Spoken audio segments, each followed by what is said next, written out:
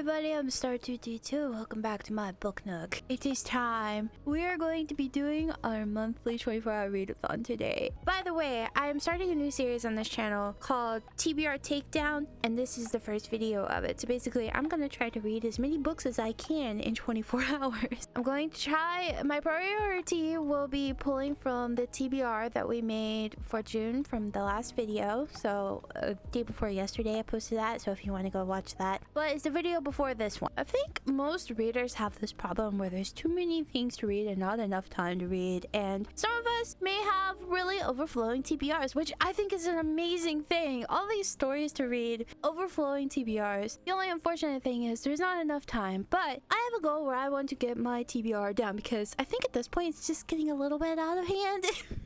just a little bit. So I went on a book buying ban except for sequels to series I'm in the middle of, because I'm in the middle of a lot of series and I want to be able to keep up on those, especially the romantasy ones, because the first edition books. And yes, I know this is falling for the trap of consumerism, but I don't care because I love my sprayed edges and special editions. I like pretty books, and when I have an opportunity to get a pretty book, I want them to match the other pretty book that I have on my shelf. So, but other than that, I'm not really buying or getting or reading anything outside of those unless I get it from the library or get an ebook or something, so that way it's not adding to my physical TBR. I want to bring that down to ideally 100, but I think 200 would be more realistic. I don't know if we'll be able to get there by the end of the year. The big number would be 0, but that's going to take a while, so I think 200 is a good first goal. Right now, as it stands, my TBR has, oh my god, I just checked, it has 453 books.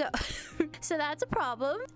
And my body is even revolting that number. So that is a problem, and we are going to fix it by doing a how much can I read in 24 hours readathon. I'm going to do this from starting now for at 2 p.m. all the way until tomorrow at 2 p.m. and I'm going to try to see how many books I can read in this 24-hour period. We have a 24-hour timer. It will not pause for anything. It's going to go from 2 p.m. right now to 2 p.m. tomorrow. So we're going to see how many books I can get done in that period. Typically I get 5 or 6 done in these videos, but I do end up sleeping for like 3 or 4 hours. I'm not gonna do that this time. I am living with a can of Monster and a hope and a dream, so hopefully it'll work out. In this book, I'm hoping I can at least get like 6, maybe 7 off my TBR. We'll see what happens. Let's go ahead and get started with the Rain Shadow Orphans. I'm so looking forward to this one. I'm already about 30% through, and I like the setup. I'm questioning some of the POVs, and I'm questioning some of the decisions with the writing, but the beginning did hook me, and I really like the world. I think the world is probably, for me, going to be the strongest part of the Rain Shadow Orphans, and I can't get over the cat. It's so cute.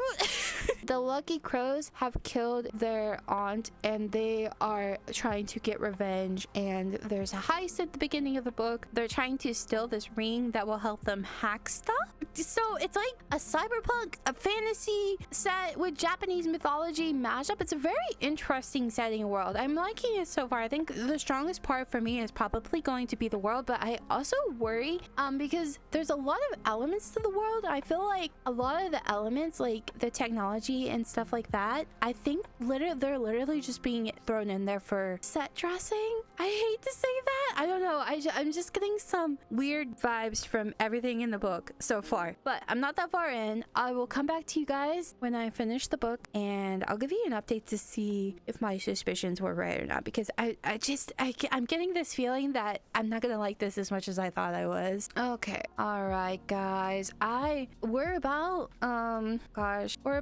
about 2 hours into reading right now, and I'm about 40% through the Rain Shadow Orphans, and I'm not gonna lie, I am struggling. I am struggling so hard to not DNF. I'm really considering DNFing. There is a lot of info dumping. I feel like a couple of the POVs I was right. I feel like we just don't need them. They're not adding much. And I am confused about how this book was marketed to an adult audience when the characters make stupid decisions all the time, and they are teenagers, and we have an emperor who's 10 years old. He's not even an adult. So he's more, he can like see these creatures that no one else can. And it's really cute. Don't get me wrong, it's really cute. I love like his interactions with the creatures and stuff, but like why are the characters so young in something that was marketed as an adult fantasy? Nothing's clicking here. And also, how do they have all of this technology in this world? Like they have robots and computers and can hack and stuff. Why are there no cars? I haven't heard one mention of a car or something. But yeah, they have robots and computers. What? That makes no sense.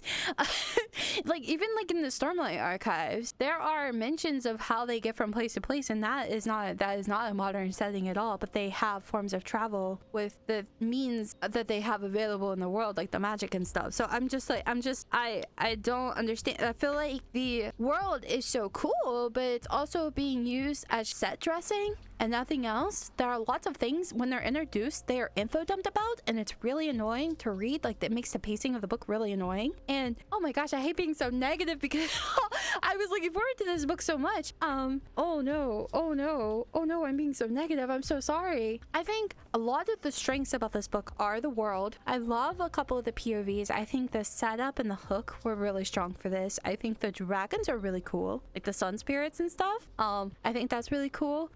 It definitely does give anime Studio Ghibli vibes. I don't know about the Legend of Korra vibes. I don't know about that, but the rest of it, yes. It definitely is giving like anime Studio Ghibli, but just in the world, the characters, there's a couple of POVs that were just absolutely not needed. They could have been cut or combined entirely. I think this is a case of the book is like, it's like over 600 pages, and this could have been cut down by like 200 pages and been a lot more tightly plotted and a lot less info dumpy.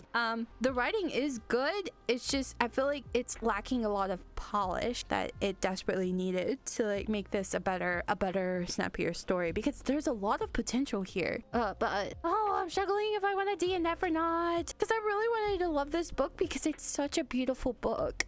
But I don't know, guys. Oh man. I'll try to read a couple more pages and I'll let you guys know. That's what I'll do.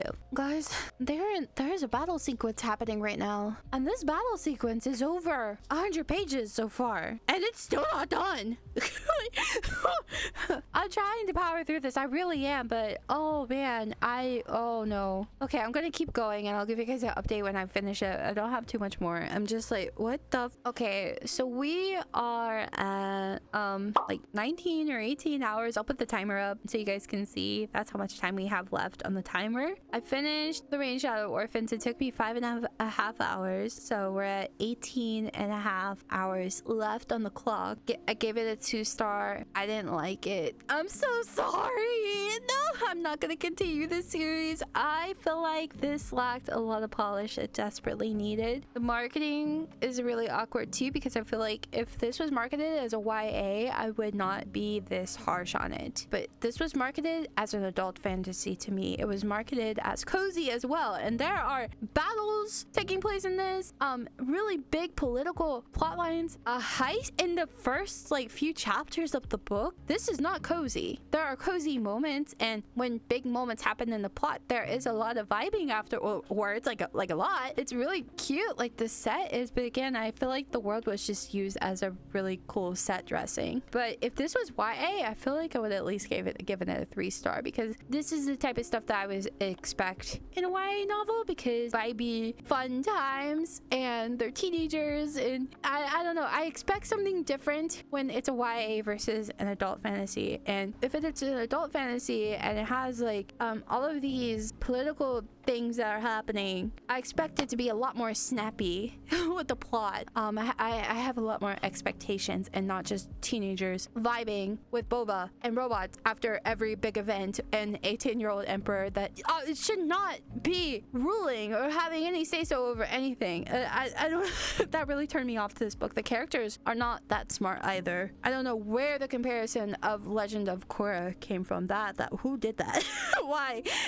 I feel like I'm being very harsh to this book. I'm so sorry. I just don't like it when there's a marketing mismatch. And this feels like it's been happening a lot here lately and starting to get really, really frustrating as a reader because I'm going in with 2 books with certain expectations, and being a mood reader, that's really bad. I go in with expectations and I end up not liking the book because my expectations that the publisher, not the author, this is not on the author, this is the publisher doing this. They're the ones that choose titles and stuff like that. They're pushing those on the author and the reader, like, here, this is how we're going to market your book to make sure it finds its audience, but you are giving us a YA book disguised as an adult fantasy and saying it's cozy, and it shouldn't be. It's not. It has cozy moments, but it's not cozy. Anyways, enough of the negativity. Hopefully every other book in this video will be a 5-star. At least I hope so. They're predicted 5 stars because I try to only, I've been very picky about the books I pick up, and they're all books that I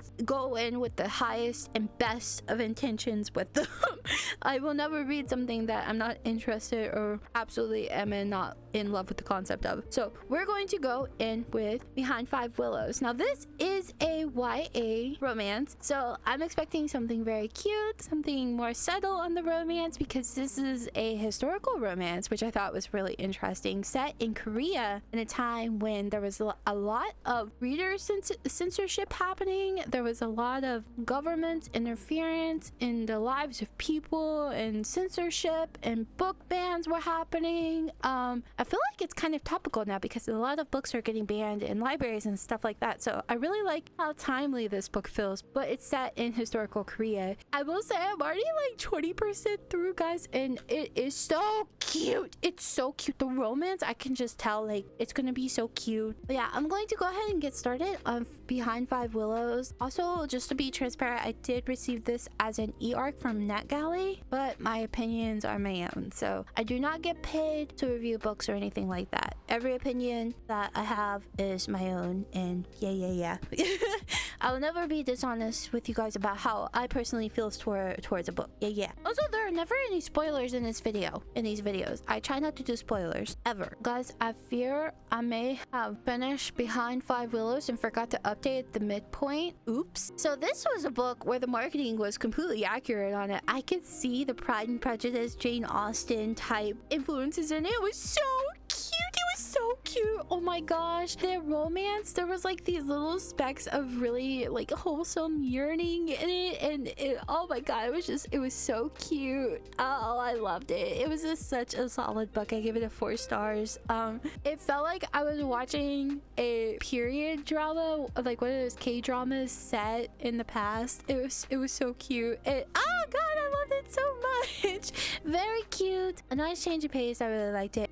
I didn't give you guys a good sense of what it was about, but it's set in historical Korea, and there are book bans happening, and also people aren't allowed to write anything that the government deems as illicit fiction, which could be anywhere from spicy books to things about other religions or Western ideologies. Like, there's a lot of commentary about Catholicism that happens, I guess, during this time as well. There's a history note at the beginning of the book that talked about Catholicism and Western ideals, and how they were trying to get all of that banned, and they were trying to control things more, and the flow of ideas. They didn't want it to stray from traditional Confucianism. Correct me if I'm wrong. I'm just getting this from the beginning of the book. We have our male main character. He's an author, and then we have our female main character. She transcribes. She's basically like a walking WordPress, because the WordPress has been banned to the public. The only way that circulation of books can happen is through like this black market thing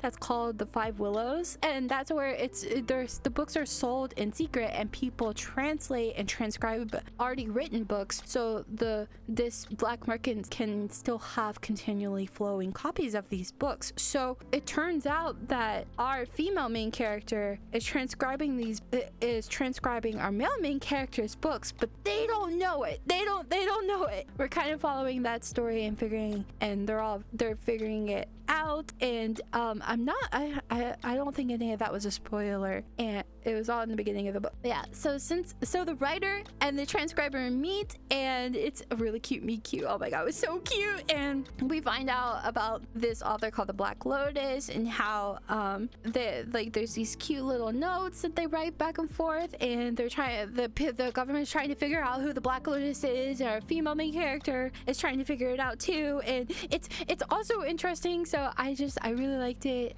They're fighting against the book bans, but it's more so just focused on these two and the relationship. So I think I'm going to pick up the franchise. That's the Truman Show book type thing, where the people think they're stuck in a fantasy world. Well, the people that are on the show think they're stuck in this fantasy world that has like dragons and stuff like that, and but it obviously there's not. They're not. They just think they are, and an actor kind of gets suspicious of the showrunners and stuff like that. So I'm really interested to see how that plays out. The first chapter, I don't know why the writing was almost reminding me of Stephen King. I'm only on chapter 2. We're in the quote fantasy world, the fake fantasy world right now, and we're starting to meet some of those characters and learn their stories, and it's very interesting. The chapter is quite long though. I'm going to go ahead and keep going with that, and I'll get back to you guys when I have a more substantial update with it. I'm really liking it so far though. Hi, I'm interjecting right here because I realized as I was going through the clips for this video, for some reason my big long 30-minute talk that I had about the franchise somehow is missing from my set of clips. I'm suspecting that I was so tired I forgot to hit record. I'm just gonna give you the cliff notes of what I said, because I did finish the book and I liked it a lot. I really liked the franchise. It was a very good book, and I liked its messaging, highlighting the greed in Hollywood and stuff like that. I think it was very well done. It was a debut too, and it was a really well done debut. I really liked it.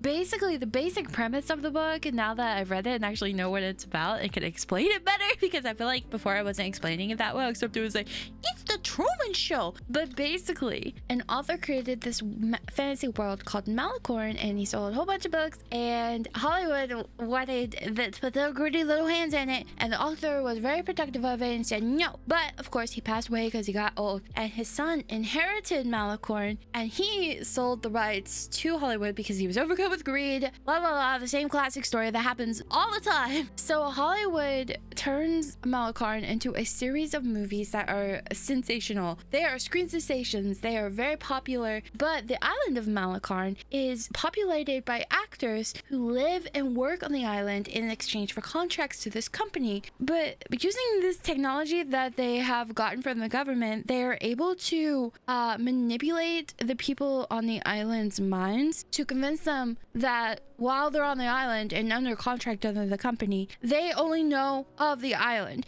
But when their contract ends and they come back into the real world, they go back under this technology, and it kind of merges their experiences to their IRL self together again. And their IRL self is completely aware of what's going on, but their IRL self can't direct their body. They're basically giving up their body and mind to this company so that they can live in their favorite fantasy world, because a lot of these actors are like major friends of the franchise, and they want to be part of this world, and they will do anything to do that. And since they're populating the island, the company uses them as actors in the movies. It gets pretty sinister, and the population, since they're kind of their IRL self and their knowledge of the IRL world is split in their mind, they have no idea that the IRL world exists. Their whole world while they're under contract is Malicorn.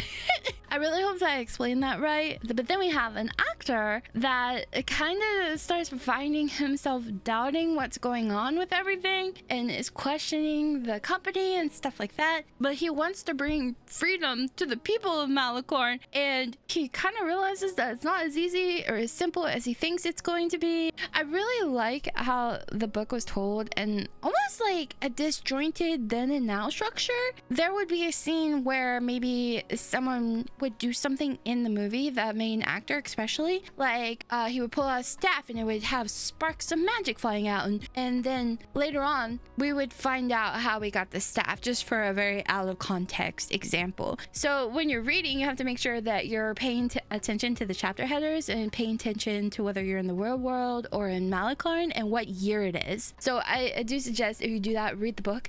If you do that and like pay attention to that while you're reading, you won't get confused, because the author, I think, did a really good job of connecting everything together and making a cohesive story, even though it was told in like this disjointed style. But yeah, some of like the timestamps go way into the future, so you're seeing really far into the evolution of this franchise and the movies and everything. And like I said, it's really good at highlighting the greed and stupidity of Hollywood. I just loved it. It was so good. Anyway, I'm gonna go back to whatever the frick I was doing in these next few clips. I'm so sorry. You look really...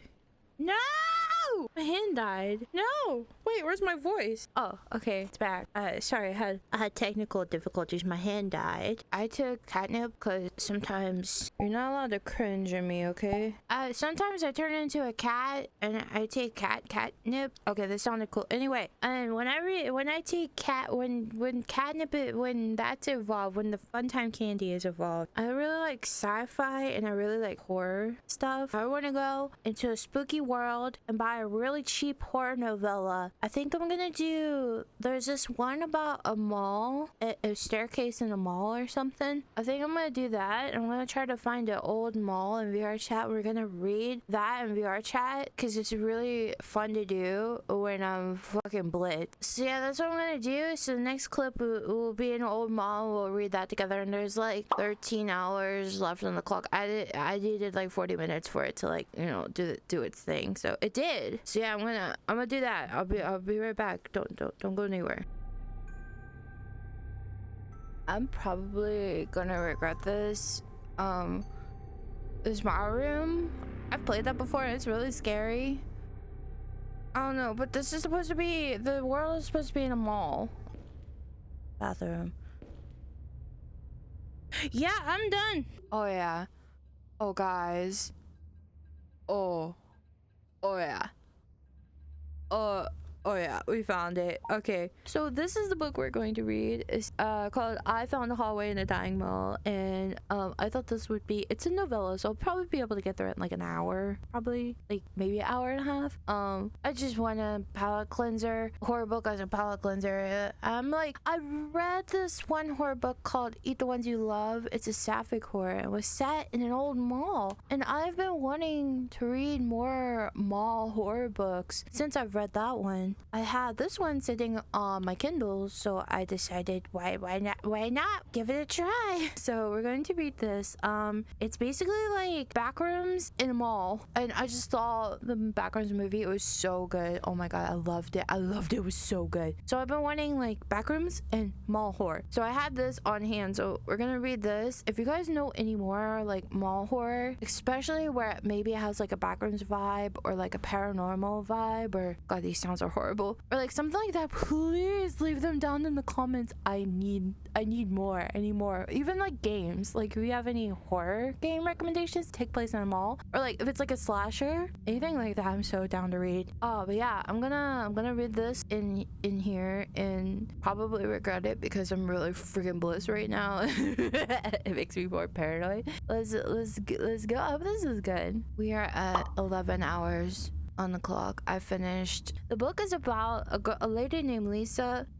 She's like at a mall, like, and she's inside and she hears a call for help, and she's very selfless. The author makes sure that you know over and over over and over that she has to help people around her. She's very selfless. She has to. She's good. Oh my god, this sounds. This just said it was a picture map for avatars. There shouldn't be anything spooky in here. Lisa is in the mall and she hears someone calling for help. So the good Samaritan that she is, she goes over to the person that's crying for help, and he's talking to a circle of mannequins. Yeah, and there's a lot of mannequin horror in the book, which I think was actually written really well. Those parts were written really, really well. The character descriptions for how short the book was took up so much space where he could have added in more spooky stuff. So I'm just kind of like, I wanted to rate it higher, but I feel like it's just like a 2.5 star, maybe rounded up to a 3. It was fine. It definitely gave me the vibes I was looking for. The vibes were there. I feel like it needed some more polish. It was very repetitive with the character descriptions, and descriptions were long of characters that didn't even have to do anything with the plot. Like, her daughter didn't come into almost the middle of it, or the end, or whatever. It was like really close to the end. So, and she was like a major part of the plot. Like, it was fine. It was fine. I'm gonna get out of here though, because I've spent way too long in here and I want out of here. I'm creeped out and I'm gonna go. I need therapy.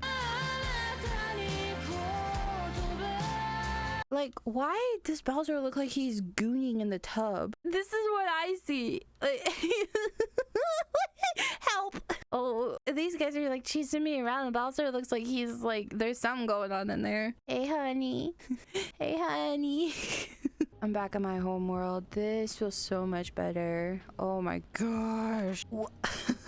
It's like, it's really late too, guys. Have you guys ever seen Blorpy, by the way? Isn't he cute? Look at him. He's got wiggly arms. Let me look at the clock. See, the time we have left is about 7 hours. It's really late. I'm very tired. I took an energy drink, so I'm hoping I can chug through the 7 hours, but I don't know if I'm gonna make it. Also, my reading's getting quite more slow too. I'm trying to like keep it up the momentum so I can get through a lot of books to get my TBR down. But you know, reading that novella didn't help because it wasn't on my physical TBR. It was on my Kindle TBR, but not my physical TBR.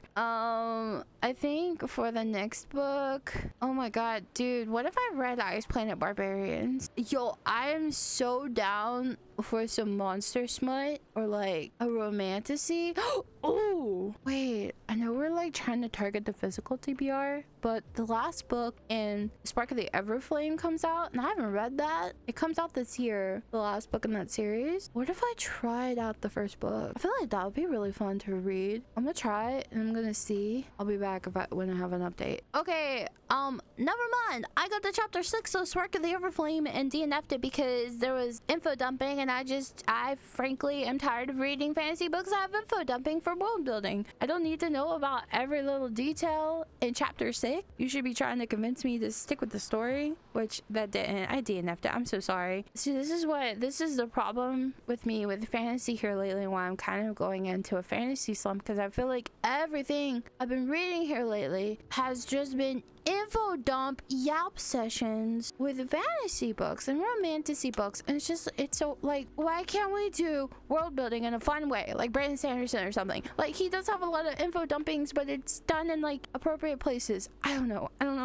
Oh, I hope I haven't been too negative in this video. I'm so sorry. I'm so tired of the info dumping, man. Like, This Kingdom Will Not Kill Me, I read that. The thing is like, the info dumping in that book actually made sense because the character is a big fan of the fantasy world that she got isekai'd into, so it makes sense for her to start info dumping because she's a huge fan. She's obsessed with these characters. She loves them to pieces, and she's just telling the reader all about them. It makes sense for her character. It did take away my enjoyment of the book and slowed down the pace to a snail's pace until you got to about 50%, and then it was like plot, and it was awesome, and the world building was really cool, honestly, but I just couldn't get over that info dumping. And then like, it just feels like after that book, every fantasy book I picked up, for the most part, it's just been an info dump yap session. I'm so tired of it. I don't want to read it anymore.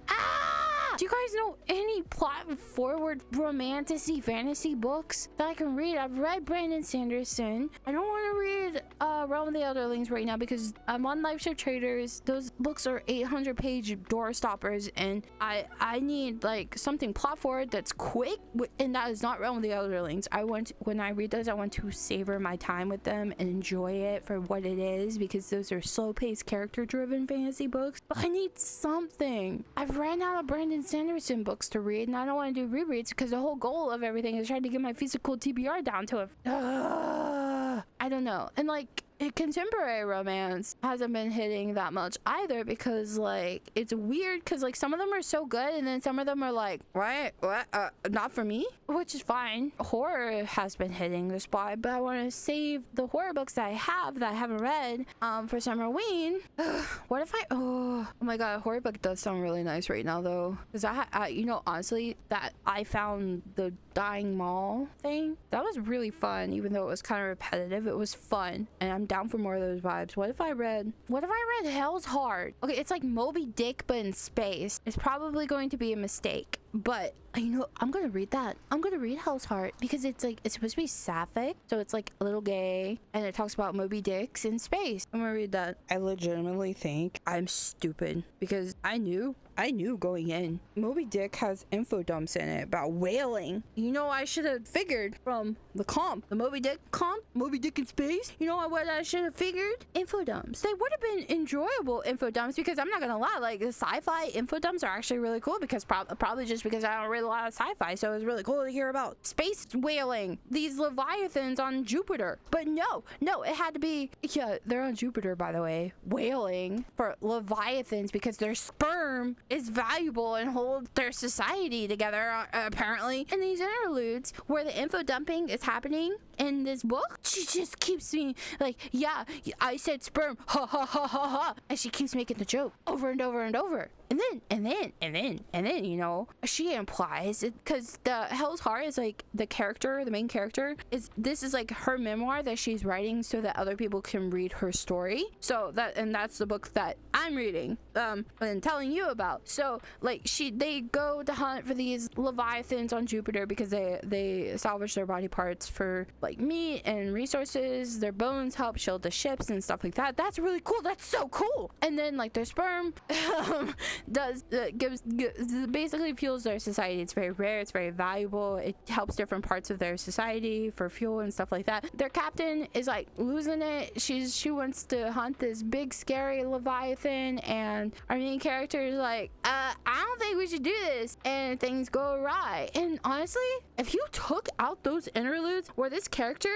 that's telling us the story, our main character, this like where she's info dumping rather, and just gave me the story without the interludes, this probably would have been a 4 or 5 star book. It was so good. Oh my god, like the whaling on Jupiter, I love that. I freaking love that. I love like the sapphic stuff. They all had like their own distinct voices and personalities. The plot was awesome. It was going forward in every chapter except for the interludes where the info dumping was happening, and like the writing was good enough to where the interludes didn't have to info dump about the whaling aspects. But and then like she disrespects not the author, the main character, not the author. The author did great. I think they did great with the characterization, because even in the interludes, our character was unlikable. But the character kept saying, oh, the reader is dumb. The reader of this memoir might be dumb. She didn't like outright say it, but my interpretation of the text, my critical analysis made me translate it as in she was saying we were dumb, but the reader was dumb. Not the author,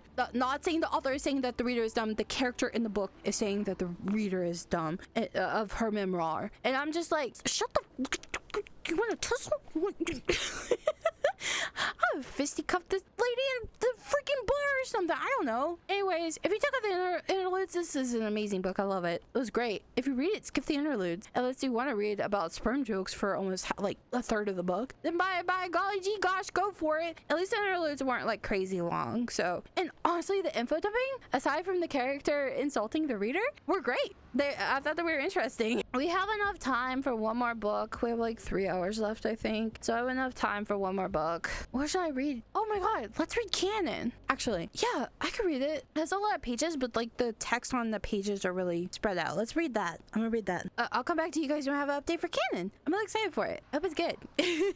I'm so worried that I might not like it, because I was kind of on the fence, but John Green blurbed it, and there's 90s stuff in it, and it's someone said it was was kind of like the Odyssey. I love quest-centered stories, so I hope it's good. I hope it's good. I hope it's good. So I DNF'd canon. I DNF'd it, guys. I was like about halfway through and I DNF'd it. I didn't like it. I couldn't even tell you what it's about. It was so confusing. Like, the character, God speaks in their head and then sends them on a quest, and they're like in a mall, and then they're talking about genitals and other things, and I was very mega uncomfortable. And then, like, you know what, screw it, I'm gonna finish it because I'm reading this for the readathon. I'm gonna finish it. I only have like hour and a half left on the audio. Screw it, I'm gonna finish it because that's about how much time we have for the 24-hour readathon too. Screw it. I'll come back to you guys when I'm done. I hope I don't regret this. I really hope I don't regret this. Okay, I kind of regret it. That was, you know what this book reminds me of when I read it? It was kind of like,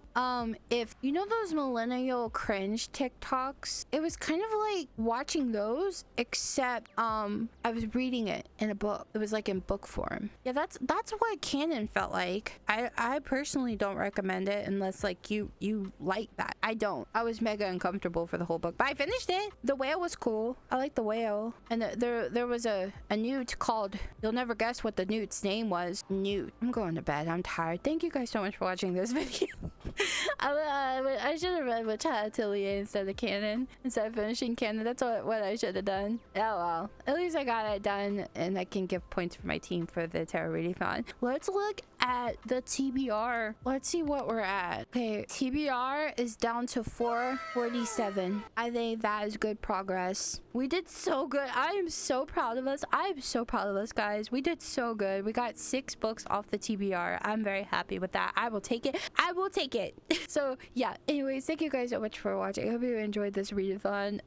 It was all over the place. I hope it wasn't too negative, but like I always say in these videos, I am never going to lie to you about how I feel about a book. I hope that's okay. I think for the most part though, we had some really cool reads. Definitely went out of my comfort zone with a couple of these, especially like canon and the franchise, but I'm really happy I did because I did find a new favorite. I think the franchise is definitely going on like a book that I will constantly recommend to people. I love that book so much. Canon, not so much, but it's fine. I read it. I'm glad I had the experience. Spark of the Everflame, I might go back to that someday, just not, I'm not prioritizing it over anything right now unless people say the last book is just amazing and mind-blowing. If not, I'm not going to for a while probably. And Hell's Heart, honestly, I really liked it. If I reread it, I'll probably just skip the interludes.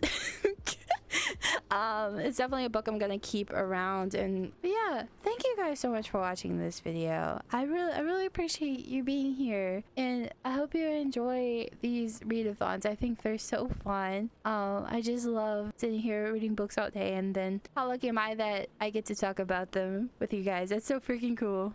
So yeah, thank you guys so much for watching. A new video will be coming hopefully here pretty soon. Subscribe to my VTuber channel if you like gaming and VTuber content. I'll see you guys in the next video. Bye bye.